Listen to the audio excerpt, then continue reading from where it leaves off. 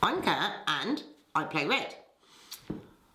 We've got the dreaded C word coming up, and obviously that can mean a lot at the moment, so I'm just going to say Christmas is coming up. So we're going to have a look at a couple of games that would make great stocking fillers, especially if you want really lumpy, uncomfortable stockings. Going to have a look at some RollNWrites from Stronghold Games. So we've got Divvy Dice and Rush. Both are very quick, simple games to play. Great for the family. Great if you just need something to add to someone's Christmas present. Let's have a look at how they play. Rush plays between 1 and 5 players and takes 15 minutes to play. It's the sort of game that you'll probably find yourself sitting down, playing, turning the page over and playing again. So let's have a look at it. In the box, you've got the player pads. I've taken their terribly scoring ones off. Little rule book. Some pencils and cards. So in the game, you're going to get 100 of these cards that each have a colour and a number. For people with colourblind issues, they're also done by shape. So the reds are triangles, the blues are rounds, the greens are hexagons, and the yellows are squares. There's 100 cards here, and each colour has numbers between 1 and 25. We've also then got a selection of 8 gold cards, which you can choose to play with or without. For experienced gamers, these just add a little more. So they're going to give you targets to reach for extra points at the end of the game. So if you've completed this row at the end of the game, you'll get 3 points. Completed this one, 3 points. So you're going to, if you're playing with these, you're going to shuffle them up and choose 2 to put into play. So let's give these a quick shuffle, and 1, 2. So if I complete my red triangle row or my green hexagon row, I'm going to get a bonus 3 points for each of them. Once we've done that, the rest of the gold cards can go in the box. So I am the world's worst shuffler. This should never actually be seen on film. Shuffle up the 100 cards, and we're going to play 2-player like we are at the moment. We're going to take 20 cards for each player in the game. So 1, 2, 3, 5, 6, 8, 10. Right, I like to just take a chunk from the middle when I'm doing this. Who says I like to do things the normal way? I think that's pretty obvious by now, isn't it?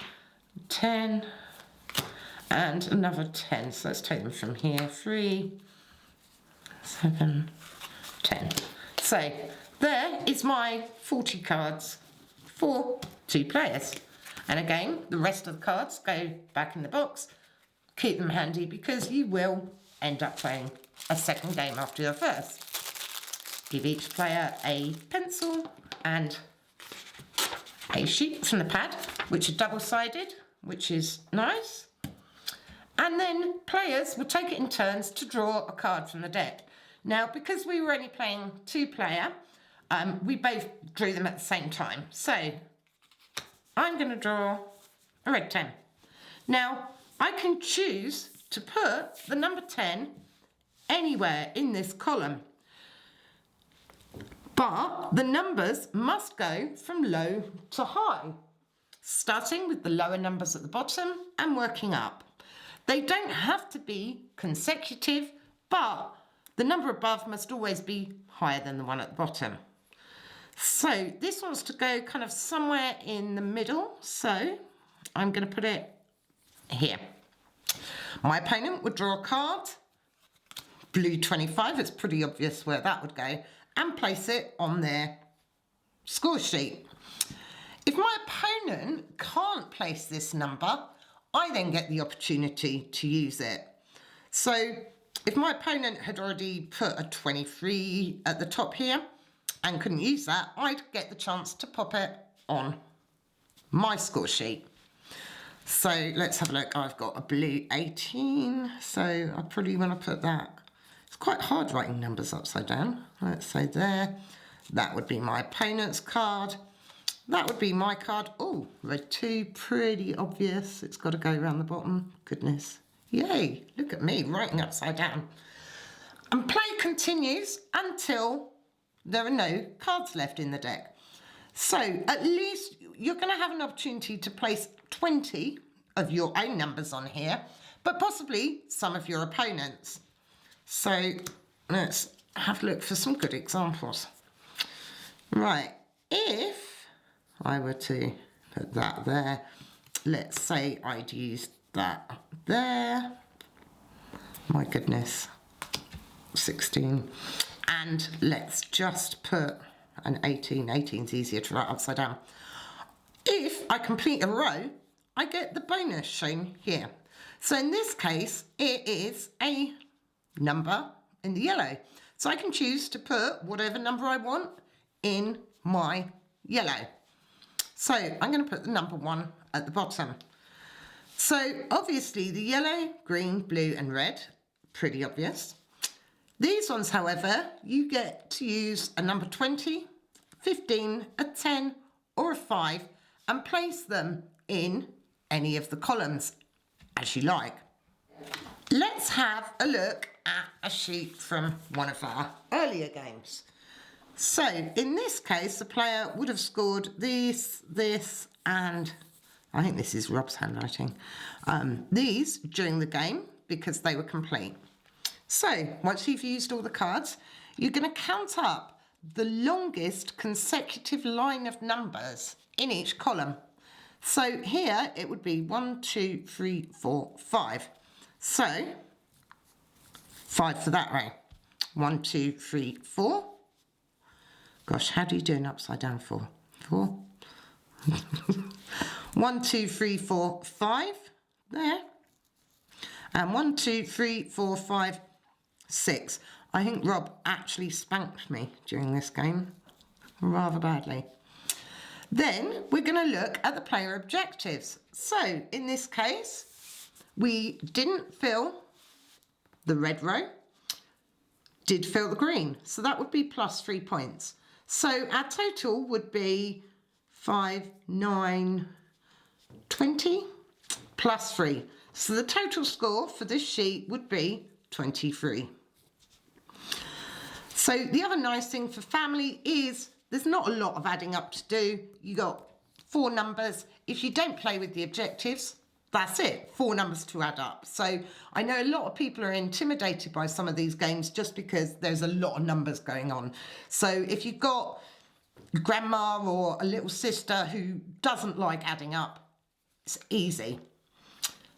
We really enjoyed this game. It's a 15-minute game with 2 players. Obviously, it ran a bit shorter for us, but we just went, okay, 20 more cards, couple of new objectives, turn the sheet over and play again. See, he didn't do so well there, 17 there. So, that's Ripple Rush. Available now from Stronghold Games. Great little pocket size game. The other game we're going to have a look at is Divvy Dice, a game by Stronghold Games. This is 1 to 4 players and takes about half an hour to play. This is definitely more of a gamer's game. If you have people in your family that play games, this is good. If not, ease them in a bit more gently to this one. So let's have a look at what's in the box. We have our rule book. We have our little marketplace board, which I can't open there. We have pens. Pens are your friend. Dice in 5 different colours and some cards. These are the scoring cards. When you start a game, you're going to shuffle these up, give them out to players randomly, and if you notice, this one's got the little number 1 symbol. So that player would be the start player. But these are just for you to do your maths on at the end of the game. I do like things that have a neat little start player mechanism, so that's cool.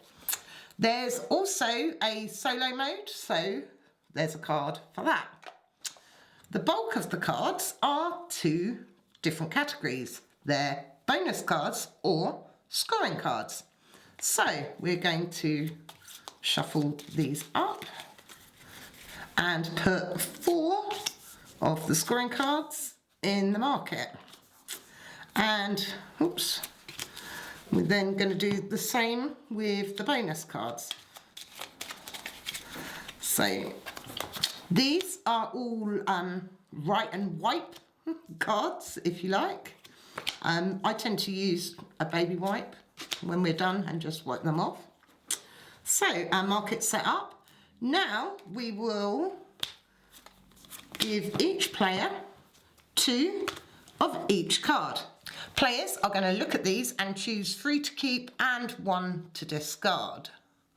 So I'm actually going to take this one, and this one, and put that at the bottom. So over the course of the game, players will have a 3x3 grid. Let me swap this around for the camera. 3x3 grid, so you can only have 3 cards down, 3 cards across. Most of this is pretty obvious when you look at it. So a card with a specific colour needs a dice result of that colour. So here that would have to be an orange result, a green result, a pink result, and so on. Cards either need to be higher or lower, as indicated, or the same. So to complete this card, I'd need 2 numbers at the same, 1 orange, and 3 numbers the same, 1 being green. So let's say I'm starting player, and I'm going to start by rolling the 5 dice. Now, the tricky thing, especially at the beginning of this game, is you cannot, if it's your turn, you cannot write on the cards unless you can complete a card. So my chances of doing that here, I was going to say are pretty slim, but I've actually got an orange 4 and a pink 4. So I'm going to keep those 2, put them in the construction site.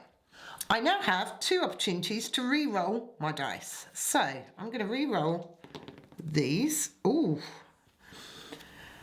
Because I've re-rolled, the passive players now have the opportunity to take one of these numbers and write it on their cards. So if Rob was over there and had this, he could choose to take the blue 2 and pop it in there.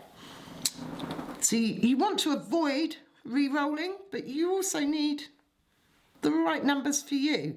I'm going to risk it for a biscuit actually and go for this. So I need a 2 on this yellow. Okay, come on, 2. I could alternatively take these dice and re-roll them if I wanted to, but not today. Oh, and that was a miserable failure.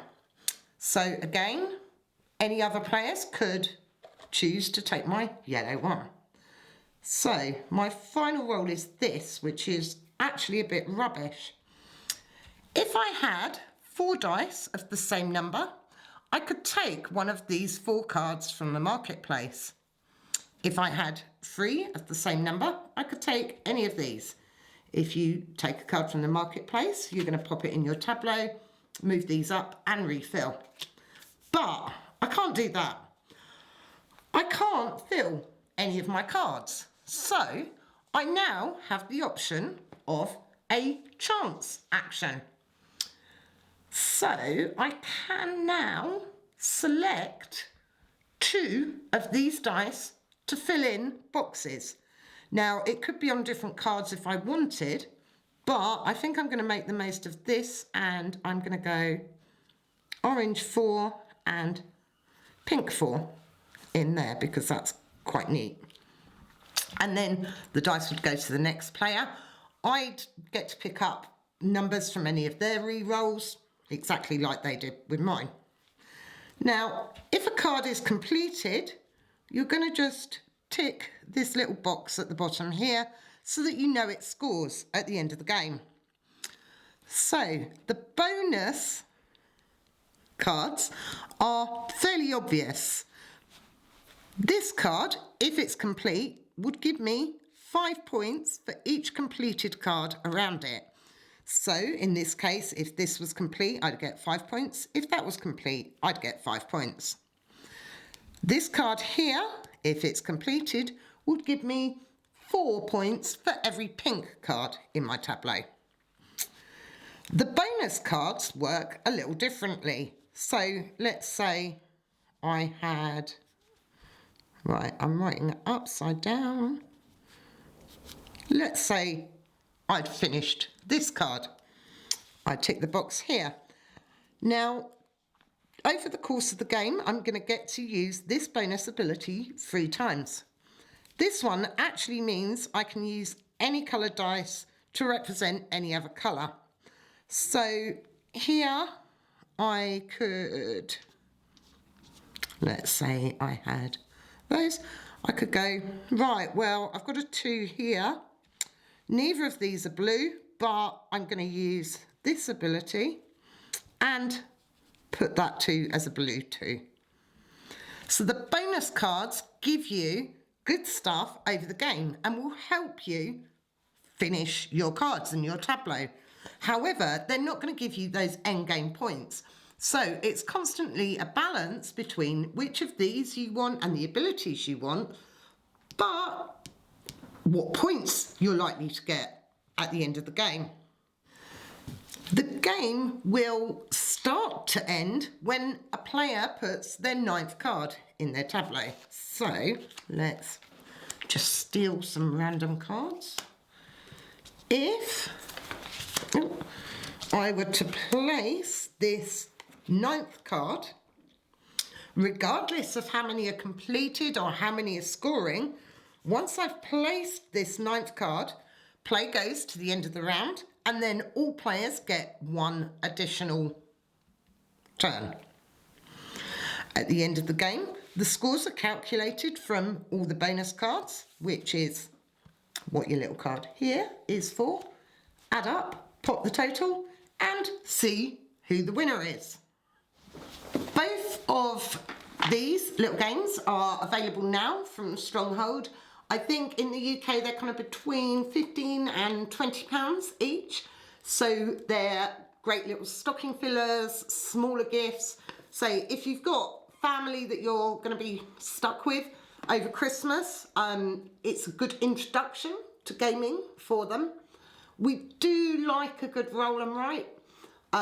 Ripple Rush, I have to say, we sat down, played it, and immediately went, yep, let's have another game. It's very elegant. It seems very simple. Even when I've spoken about it here, you kind of go, is that it?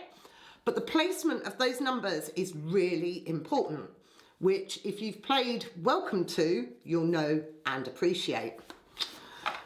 Divvy Dice has got a lot more to it.